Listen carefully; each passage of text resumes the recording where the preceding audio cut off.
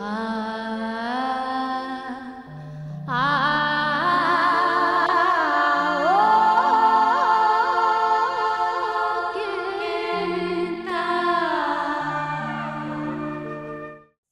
सचदेव का जन्म 17 अप्रैल 1940 में जम्मू के पुरमंडल गांव के एक प्रतिष्ठित ब्राह्मण राजपुरोहित परिवार में हुआ था।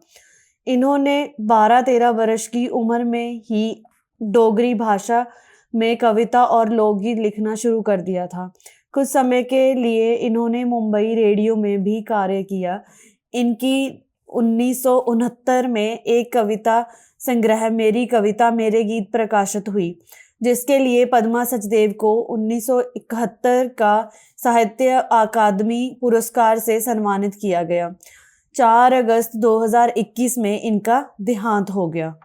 पद्मा सचदेव की प्रमुख प्रकाशित पुस्तकें डोगरी कविताएं, तवी ते झन्ना, नेरियां गलियां, पोटा पोटा निंबल, उत्तरवैनी, डोगरी से हिंदी में अनुदित कविता संग्रह मेरी कविता मेरे गीत, शब्द मिलावा, साक्षात्तर, दीवान खाना, गोद भरी।